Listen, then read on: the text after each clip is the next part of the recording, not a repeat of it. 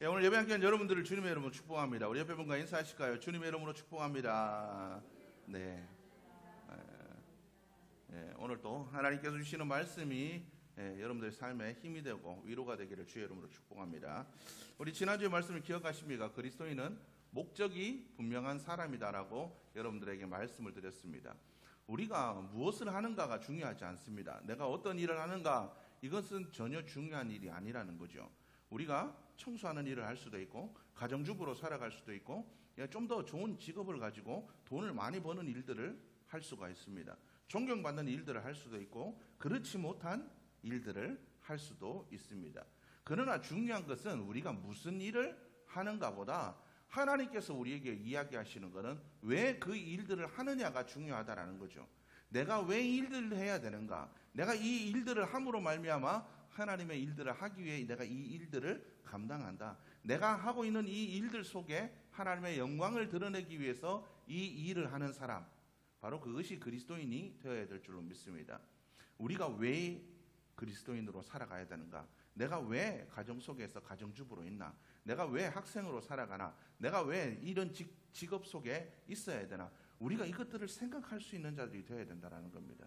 세상이 이야기하는 대로 성공하고 돈을 많이 벌고 안정적인 직장을 다니는 것, 그리고 안정적인 삶을 누리는 것, 남들보다 조금 더 나은 삶을 살아가는 것, 이것이 우리의 목적이 아니라 우리의 삶의 목적은 왜 하나님이 나로 하여금 이 일들을 감당하게 하셨는가, 왜 나에게 이 가정을 허락하셨나, 왜 나에게 이 상황을 허락하셨나, 이것들을 생각하고 하나님의 목적과 뜻을 구하는 것, 이것이 그리스도인의 모습이라는 겁니다. 여러분 한 주 동안 그렇게 사셨습니까? 어렵죠. 그렇게 살아가기가 힘듭니다. 그러나 그리스도인이라는 정체성을 우리가 잃지 않고 항상 우리가 한 번이라도 왜 내가 이렇게 살아가야 되지? 왜 내가 이 일들을 감당해야 되지? 왜 내가 이 시험 가운데 있는 거지? 내가 왜 이 어려운 가운데 있는 거지? 무엇을 이루시려고 하는 거지? 우리가 이것들을 좀 생각해 볼 필요가 있다는 겁니다. 왜? 항상 우리의 삶들 속에 왜라는 질문을 던질 수 있는 사람, 바로 그것이 그리스도인이라는 것, 여러분들이 잊지 않으셨으면 좋겠습니다. 그래서 우리가 왜 이 일을 해야 되는지 분명한 하나님이 주시는 목적이 있을 때 우리는 그것을 더 잘 감당하는 삶, 그래서 하나님의 능력이 임하여서 그것으로 인하여서 하나님의 영광을 드러내는 믿음의 삶이 될 줄로 믿습니다. 여러분 그러한 삶을 살아갈 수 있기를 주님의 이름으로 축복합니다. 오늘 성경 말씀 우리에게 이야기를 합니다. 오늘 성경 말씀 우리의 마음을 지켜야 된다라고 이야기를 하고 있습니다. 성경은 우리의 마음을 지켜야 된다. 이것이 세상 그 어떤 것보다 더 중요하다. 이렇게 이야기를 하고 있습니다. 성경은 우리의 마음을 항상 중요시 생각하죠. 그래서 성경 뭐라고 얘기하냐면 우리의 마음보다, 그죠? 우리가 드러나는 외형보다 마음이 더 중요하대요. 우리의 마음. 그래서 예수님께서 뭐라고 얘기하냐면 많은 돈을 들이는 부자의 헌금보다 가난한 여인의 2렙돈의 헌금을 더 기뻐하신다. 왜요? 그 마음에 자기가 가지고 있는 모든 것을 드렸기 때문에 하나님은 그 마음을 보신대요. 마음이 중요하대요. 예수님께서 그 마음이 중요하다라고 이야기를 하고 계십니다. 드러나는 우리의 믿음의 모습보다 우리의 마음속에 어떤 것들을 가지고 있는가가 더 중요하다라고 이야기하십니다. 그래서 성경은 하나님은 우리의 마음을 감찰하시는 하나님이시다라고 이야기를 하고 있습니다.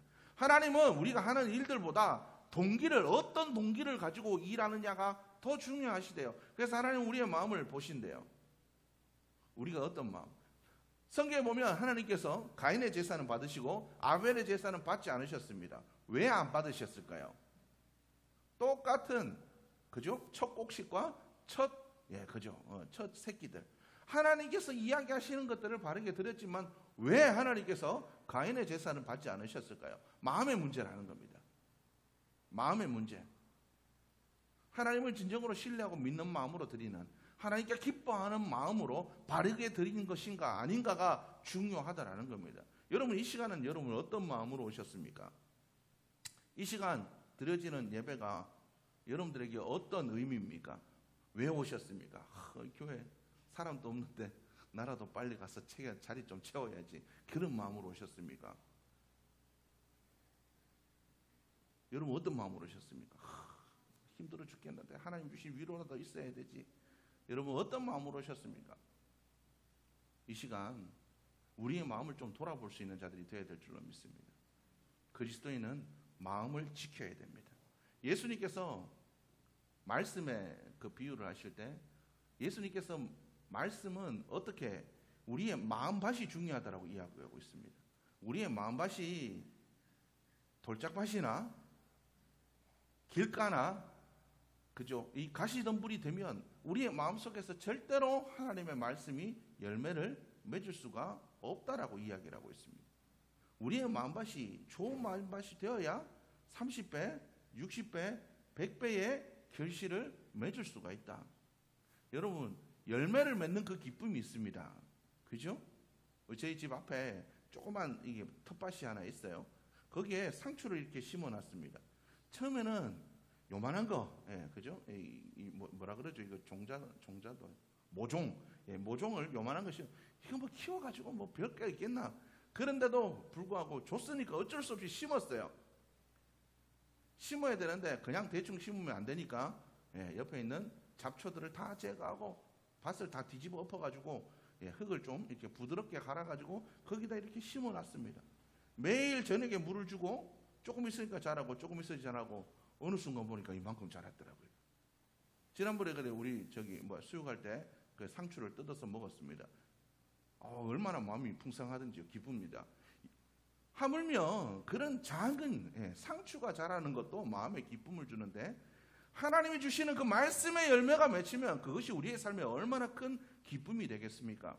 우리의 삶에 믿음의 힘이 없는 이유는 열매가 없기 때문에 그렇습니다. 열매가 없는 이유는 뭡니까? 내 마음밭이 좋지 않기 때문에 그래요.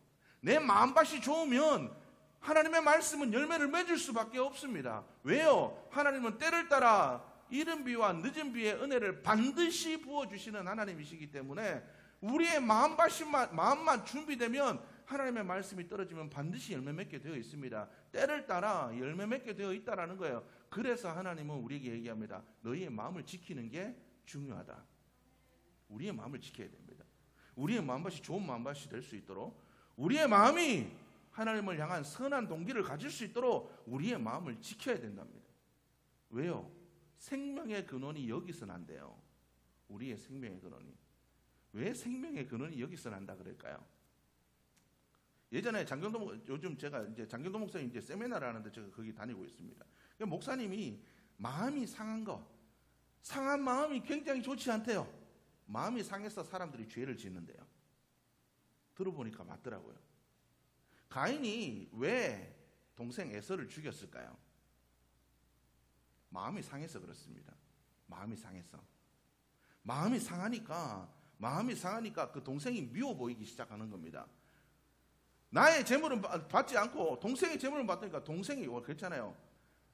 멀리 다른 사람들 이재용이 땅을 사든 말든 나하고 상관없어요. 그런데 가까운 이웃 사촌이 땅을 사면 배가 아픕니다. 내 제사는 받지 않고 아벨의 제사는 하나님이 받으실까? 속상해요. 마음이 상하니까 동생이 하는 게 하나 둘 꼬라지가 보기 싫습니다. 뭘 해도 보기 싫어. 이래도 보기 싫고 저래도 보기 싫고 그 마음이 지속되니까 그 마음에 그죠? 점점 더 미워하는 마음이 증폭되니까 어때요? 이 미움이 나중에 살인의 마음까지 변하게 되었습니다. 에서가 왜 동생 야곱을 죽이려고 했습니까? 장자권을 팔아먹었거든요. 동생이 속에서 뺏어갔다라고 생각했습니다. 마음이 1차적으로 상했어요. 저게 팥죽 한 그릇에 형한테 장자권을 사가네. 저거는 맨날 저렇게 남 속이는 일에 저렇게 앞장서는 놈이네.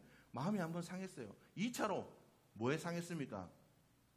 아버지 이삭이 축복권, 장자권 축복할 때 속였잖아요. 속여가지고 야곱이 덜렁 축복받아갔습니다. 그래서 아버지 나 축복해 주세요. 너 축복해 줄 건 이제 없어. 마음이 완전히 상했습니다. 그래서 성경에 보니까 뭐라고 얘기하고 있습니까? 마음이 상하니까 에서가 이제 아버지가 돌아갈 날이 얼마 되지 않았으니까 저거 내가 반드시 죽이겠다. 이 소리가 엄마 리브가의 귀에 들려서 야곱을 외삼촌 라반 집으로 피신시킨 거 아닙니까? 마음이 상하니까 동생을 죽여버리겠대요. 피 붙인대. 성경에 보면 에스더 여왕의 시대가 나옵니다. 에스더 여왕 시대 때 모르드게가 하만과 대척점에 섰어요. 하만이 더 큰 권력자라서 하만이 모르드게가 마음에 들지 않으니까 이 모르드게를 죽이겠다 마음에 결심을 했어요. 이게 모르드게만 죽이면 되는데 이게 성경에 말씀해 보니까 이 하만이 마음이 상하니까 어떤 나쁜 마음을 품냐 그러면 내가 이 모르드게만 죽이는 것이 내 성에 차지 않는다. 그래서 어떻게 하냐 그러면 모르드게뿐만 아니라 모르드게가 어떤 민족이냐 알고 보니까 유대 민족이더라. 그러니까 유대 민족까지 싹 다 내가 다 죽여버리겠다. 그렇게 마음을 먹습니다. 마음이 상하니까 어떤 일이 일어나냐면 한 사람뿐만 아니라 한 민족을 다 죽여버리겠대요. 마음이 상하니까 그런 일들이 일어나게 된다는 겁니다. 여러분, 히틀러가 왜 유대인을 학살했습니까? 유대인에 대한 악한 마음, 상한 마음이 히틀러 속에 있었습니다. 물론 여러 가지 정치적 상황도 있었겠지만 그 마음속에 유대인에 대한 증오가 자리 잡고 있었다라는 겁니다. 그것 때문에 그죠? 수 없는 유대인들이 학살당하게 되었다라는 겁니다. 이렇게 마음이 상하면 누군가를 죽이게 돼요. 여러분 그렇죠? 마음이 상하니까 어떻습니까? 가장 가까운 사람도 죽이고 싶은 저거 사라졌으면 좋겠다. 저거 빨리 안 죽나? 저거 빨리 죽었으면 좋겠는데. 여러분 그렇게 생각하지 않습니까? 세인이가 저기 있지만 세인이 아기 때 저 박사모가 임신을 했는데 교통사고가 났어요. 모르고 뭐를 엑스레이도 찍고 약도 먹고 먹지 말아야 될 약도 먹고 엑스레이도 찍고 그때 큰일 났어요. 그래서 울면서 전화가 왔어요. 그때 세인이 사진을 보였는데 요만하니까 올챙이 같이 생겼어요. 올챙이. 여러분 아시죠? 다 찍어봤어요. 초음파 사진 찍어보면 애기 처음에 이제 손발도 안 달릴 때 처음 엄마 뱃속에 요만한 점인데 올챙이 같이 이렇게 생긴 게 있습니다. 그것도 자식이라고 하나님 앞에 뭐라고 제가 기도했겠습니까? 제가 한번 말씀드렸을 텐데요. 하나님 차라리 날 죽이시고 저거 살렸으면 좋겠습니다. 올챙이 같은 거 이거 뭐라고 눈에 보이지도 않는 거 이거 사람같이 생기지도 않았는데 그걸 놓고 하나님 살려달라고 기도했어요. 하나님 차라리 나를 죽이시고 저거 살려주세요. 알지는 모르겠습니다. 그렇게 눈물을 흘리며 기도했습니다. 그런데 그렇게 내 생명보다 귀하다고 생각했던 아들인데 마음을 상하게 하니까 저거 진짜 눈앞에 안 보였으면 좋겠다. 저거 막 이게 험한 말도 하고 성질이 나니까 마음이 상하니까 내 생명보다 귀했던 아들인데도 마음이 상하니까 어때요? 때로는 밉습니다. 그 미움의 마음이 증폭되면 이게 화가 분노가 참을 수가 없습니다. 그래서 하나님은 우리의 마음을 지키는 게 중요하다라는 겁니다. 이게 내 마음이 상하면 나만 죽이는 게 아니에요. 다른 사람만 죽이는 게 아니에요. 마음이 상하면 어떻습니까? 나도 죽습니다. 나도. 마음이 약한 사람들은 남을 못 죽이니까 나를 죽여요. 그래서 마음이 상하니까 공황장애도 생기고 우울증도 생기고 마음이 상하니까 내 몸도 죽이고. 여러분 웬만한 모든 정신병은 다 마음의 병에서 오는 거예요. 그리고 육신의 질병의 대부분 또 마음에서 오는 거예요. 나를 죽이는 겁니다. 마음이 상하니까 나를 죽여요. 그래서 하나님은 이야기합니다. 생명의 근원이 여기 있다. 다른 사람의 생명을 지키는 것도 여기에 있고 내 생명을 지키는 것도 여기에 있다. 그래서 마음을 지키는 게 중요하다. 하나님은 우리에게 이야기하시는 겁니다. 그리스도인은 그래서 마음을 잘 지켜야 됩니다. 우리의 마음을 잘 지켜야 된다라는 거예요. 여러분 우리의 마음을 지키기 위해 어떤 노력을 하고 계십니까? 하나님 내 마음을 지켜주옵소서. 믿음을 지켜주옵소서. 하나님 주신 은혜, 하나님 이 믿음의 반석이 흔들리지 않도록 도와주옵소서. 여러분도 그렇게 기도해야 됩니다. 여러분 내 마음을 지키는 게 쉽습니까? 쉬워요? 안 쉽습니다. 내 마음을 지킬 수 있는 사람 아무도 없어요. 그래서 십자가가 필요하고 그래서 하나님의 은혜가 필요하고 그래서 말씀의 능력이 필요한 겁니다. 우리의 힘이 안 되기 때문에 하나님께 맡겨야 됩니다. 여러분 그렇게 살아가고 계십니까? 여러분들의 마음을 지키기 위해서 기도하십니까? 아니면 상황만을 위해서 기도하십니까? 상황이 중요하지 않아요. 어떤 상황 속에서도 내 마음만 지키면 상황은 문제되지 않습니다. 갈릴리 바닷가에서 12제자와 예수님이 함께 배에 있었습니다. 폭풍우가 치는 상황 속에서 제자들은 무서워 떨었지만 예수님은 그 속에서도 평안하셨습니다. 왜요? 하나님이 주신 마음이 있으니까 상황에 흔들리지 않습니다. 하나님 주신 사명 이루기까지 하나님께서 나를 지켜주실 거라 믿었기 때문에 그 상황 속에서도 흔들리지 않아요. 사도 바울이 로마로 가는 길에 잡혀가는 길이죠. 복음을 전가하는 가는 길입니다. 유라굴로라는 광풍을 만났습니다. 몇십 년 된 선원들, 숙련된 선원들이 이 광풍 속에, 이 태풍 속에 감당을 못합니다. 모든 짐을 다 버리고 이제 다 우리 죽었다. 그런 상황 속에 사도 바울은 어떻게 하고 있었어요? 모든 사람들이 자포자기한 상황 속에서 사도 바울은 그 밀배 밑에서 편안하게 잠들고 있었습니다. 왜요? 하나님이 말씀해 주셨거든요.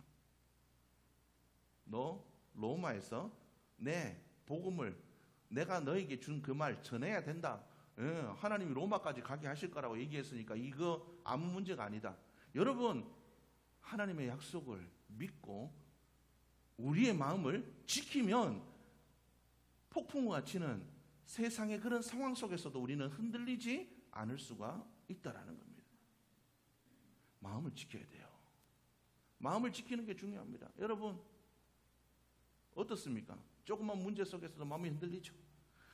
은혜 받아가지고 조금 있으면 기분 너무 좋다가도 응답받은 일이 있으면 선물 받은 아이들처럼 금방 좋다가도 선물 질리기 시작하면 금방 믿음이 식어져가지고 하나님 이것도 필요하고 저것도 하고 하나님 주신 거는 잊어버리고 안 준 것들 또 눈에 보이는 것들 그런 것들 바라보고 애기들처럼 하나님 왜 나에게 이런 걸 안 주세요? 나는 왜 이렇게 불행해요? 여러분 그렇게 살아가고 있지 않습니까? 마음을 지켜야 됩니다.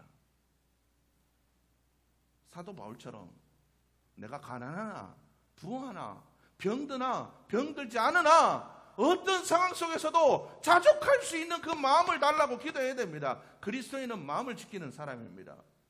이렇게 얘기하는 저도 잘 안 돼요.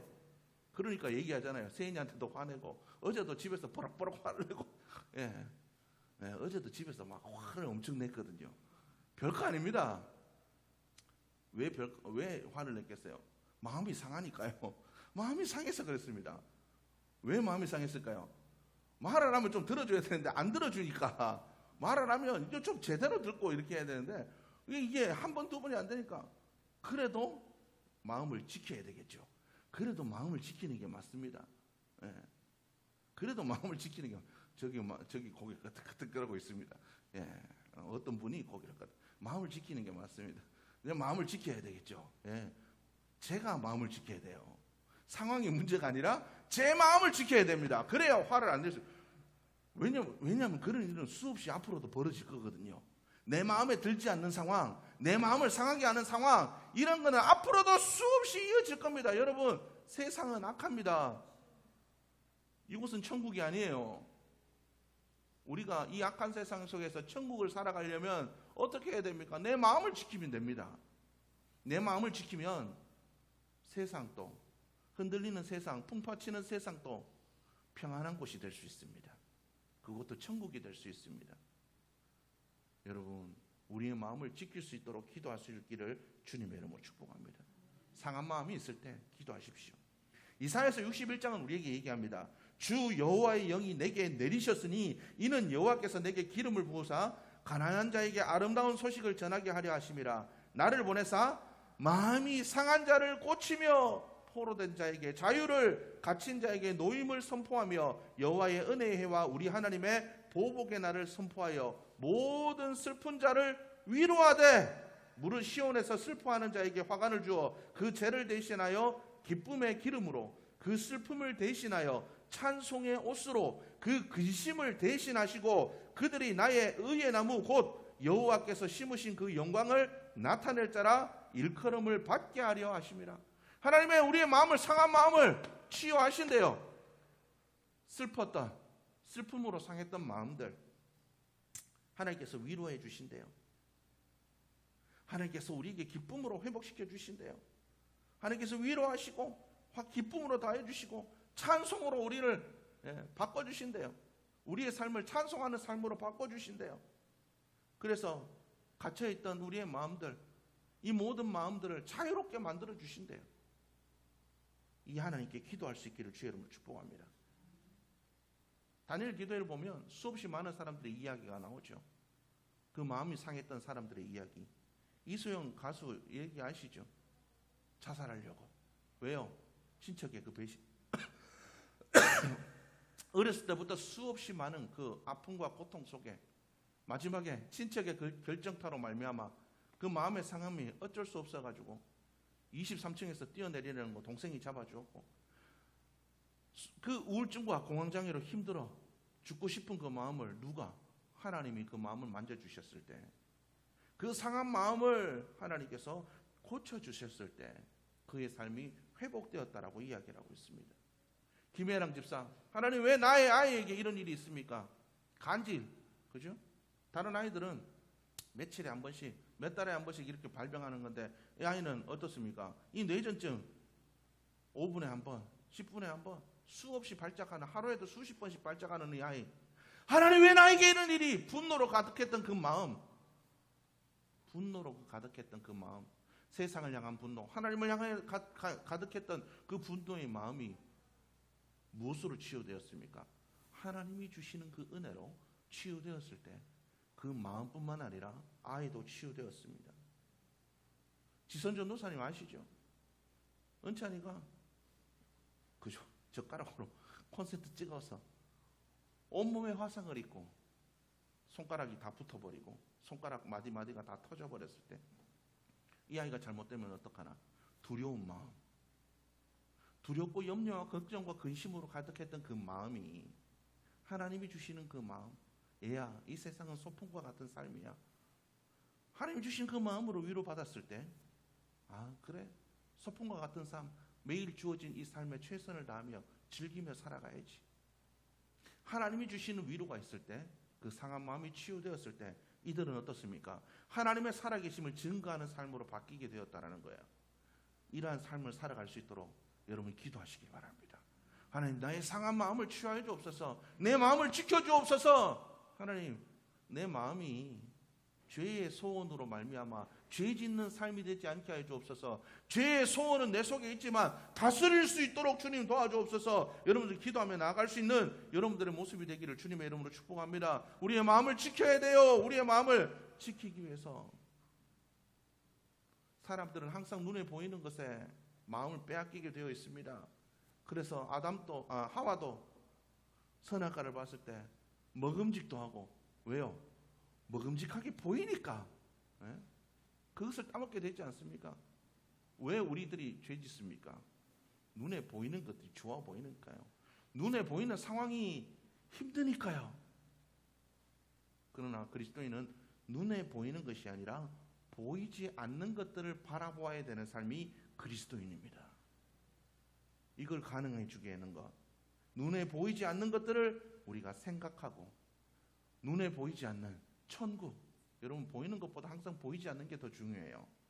그렇지 않아요? 눈에 보이지 않는 공기, 눈에 보이지 않는 햇빛, 이런 것들이 우리에게 더 중요합니다. 눈에 보이지 않는 가치가 더 중요합니다. 사랑이라는 가치, 우정이라는 가치, 가족이라는 가치, 여러분 이런 가치들이 눈에 보이지 않는 것들이 훨씬 더 중요해요. 그런데 사람들은 눈에 보이는 것에 마음을 빼앗깁니다. 우리는 눈에 보이는 것에 마음을 빼앗기지 않도록 마음을 지키는 자들이 되어야 됩니다. 그러기 위해서 하나님의 은혜가 필요하고 십자가의 보혈의 능력이 필요한 겁니다. 예수님이 왜 십자가에 못 박히셨어요? 우리의 힘으로 안 되기 때문에 십자가의 능력으로 우리를 채우시고 마음을 지키도록, 눈에 보이지 않는 것들을 바라볼 수 있도록 만들어주기 위해서 십자가를 지셨습니다. 여러분 그래서 십자가의 능력을 의지해야 됩니다. 간구해야 됩니다. 하나님 나의 마음을 지켜주옵소서. 십자가 보혈의 능력으로 내 마음을 지켜주옵소서. 기도하며 나갈 수 있기를 주의 이름으로 축복합니다.